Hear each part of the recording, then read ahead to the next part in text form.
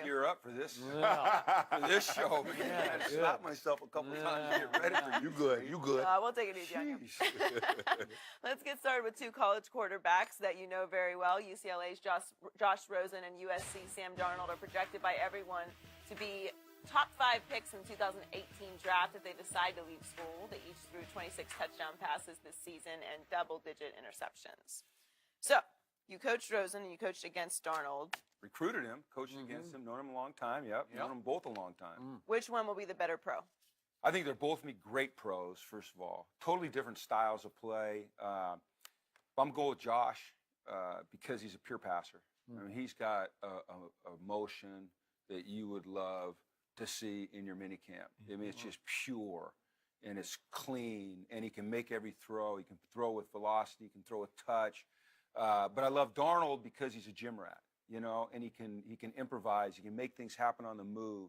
They're going to play in different style of offenses. I think Darnold gives you a little bit more running ability, a little bit more mobility in the pocket. But Josh has that way, like all the great ones and the guys you played with, that kind of slip and slide around in the pocket and find the window, and then they can get it there on time. They're both going to be great, but Josh is one of my guys. I got to go with him. Wow. So there were some reports and some conjecture that you and Josh weren't always on the same page because he has a mind of his own and you definitely have a mind of your own. How was that relationship? How difficult was it to see eye to eye with the guy who has his own vision? Never. And I first of all, I never heard that conjunction. I've known him since he was 15. He and my daughter are close friends. How the kid's he's fallen asleep on my couch a number of times. 3 Christmases ago, he slept overnight on the couch. He was on one couch, I was on the other. I just texted with him on the way in here. There was never a time we didn't see eye to eye. I love the kid. And, I've tried to, since he was in high school, kind of guide him in a way that is going to prepare him to be a great NFL quarterback. And I've been lucky to be around guys like Joe Montana and Dan Fouts and Steve Young and Matt Hasselbeck and guys like that. And I've coached 20 NFL pro or NFL Hall of Famers in my career, and they all have certain traits. And just trying to guide Josh in the right direction in terms of the emotional part that it takes to be a great player, as you know, at that level. Interesting you said that you coach, obviously Joy mentioned in the Reeds that you coached in the NFL. How different is it coaching college players as opposed to NFL players? It's very different, very different. And it starts because you start to get to know them when they're 15 years old. So you're dealing with young men that are developing rather than guys where the concrete is kind of hardened on their personalities and who they are. These guys all have aspirations of getting to the league.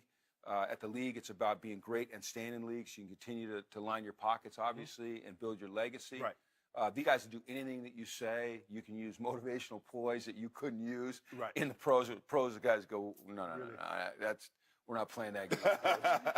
But they're both fun. College is fun, but it's a challenge. You got to recruit. You got to worry about school. You got to worry about all the off-the-field things. You got to worry about all the NCAA regulations. But it's rewarding. I'll tell you, here was the biggest difference for me was draft day and graduation day. I always wanted my guys to get a degree, and I want them to get drafted. And, our graduation success rate went from 59% when I got there to 86% when I left, so we jumped way up. And we put more guys in the NFL than any team in the Pac-12, so we were excited about that. But draft day, it was so awesome to see these kids like realizing their dream and thinking that maybe you had something to do with it as opposed to picking a player. I got to be there with Tack. Remember when Tack McKinley went crazy last year? I'm sitting back there. He gave me the draft card. I've got it in my office. And just to see that pure emotion, he's dropping F-bombs. You remember that? He's dropping F-bombs. I do. To know his story, it was unbelievable. Right. So Josh obviously came from a fairly affluent background. What is his drive to be great? Well, Josh's dream when he was growing up was always to play center court at Wimbledon.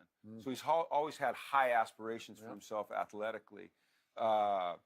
He's just one of those unique individuals that every day he says, how can I get better? How can I be a better player, a better person, a better student of the game?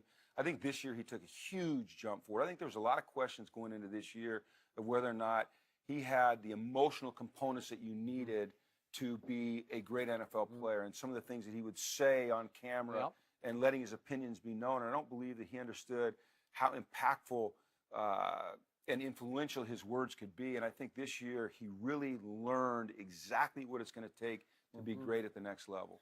And Darnold, on the other hand, you say Jim Rat. Love him. Looked like there were times this year he was trying to do a little too much, make too much happen. Maybe. Interceptions are a little high, got up to 12.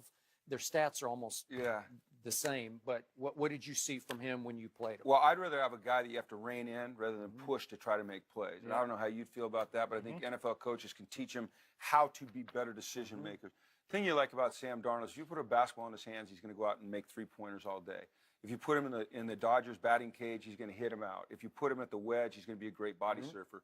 If you ask him to go surf at the North Shore, he's going to go surf the North Shore. He's one of those guys you just do anything. And I love his fearless mentality, and I love the way he can create. I think he still has to develop as a pure passer at the next level because, it's tough to win unless you've got a pure passing quarterback. But he's got that intangible. He's a winner. He's 16-0 at home. Right. I got to watch my language. Well, I think that's coaching too long. That's the hardest thing that you try to tell people about the quarterback position is that in college, they wait till you get open, and in the NFL, you have to throw people. If you wait in the NFL for them to be open, then they're covered when the ball gets there. Exactly. So, and Josh has that anticipation. I don't know that Sam does yet, but I think he's so driven that he will. And the windows, as you know, the windows are tight. In college football, guys are actually open. In the pro game, you have to throw them open, or you have to be able to put it right on the back shoulder or put it in the window. Josh can do those things. So I don't know how much you saw of the now Heisman Trophy winner, Baker Mayfield, this year, but he can be deadly accurate, but he's probably about 6 feet tall, and you were there when Jeff Garcia was in his heyday with the 49ers at about 5'11", 6 feet, somewhere in there. I don't know if you've seen much tape of Baker. I've seen it. Okay, so what's your gut on him? Would you take a shot? Would you take a first-round shot? I don't know that I'd take a first-round shot, but I'd take a shot. I think that guys like that, the guy he's a playmaker. Baker Mayfield, he makes things happen. He in the big moments, he comes up big. And I don't think you can discount that. And I think as you go through the draft process, they're going to rip him apart. They will. They're going to tell you all the things that he isn't. What I'm going to say is he's a winner. And the guy that I'm going to look at is Drew Brees. Now, I don't know that he's a passer that Drew Brees is, but he's a dang winner. And you love winners. And I think at some point in the draft, he's going to get picked. And at some point in his career, he's going to go in and he's going to do great things. I don't know when it's going to be, and I don't know how long he's going to do those great things, but he'll probably lead a team to some great win to get him into the playoffs or something. Maybe it disappears after that. I think the thing when you look at undersized quarterbacks, Russell Wilson, Drew Brees, you really need to learn how to throw in lanes. You sure Because you can't throw up over the top of you. Because you're 5'11", you're hitting the lineman in the back of the helmet with the football. Right. So you have to find lanes, and Drew Brees has done. He slides his feet so well, and he turns his shoulders so well. And I'll tell you what helps Drew, and you know this, is he understands protection so well. Yes. And he understands rush lanes so well that he knows how to move to get himself into position to throw the ball. I've been to a few of his practices, and just to watch his style and the way he practices just shows you how hard he works on it. It's not just innate. No. He works on it every day. He goes through all his progression. He'll throw a ball, and then he'll go through all his progression so he can find his windows.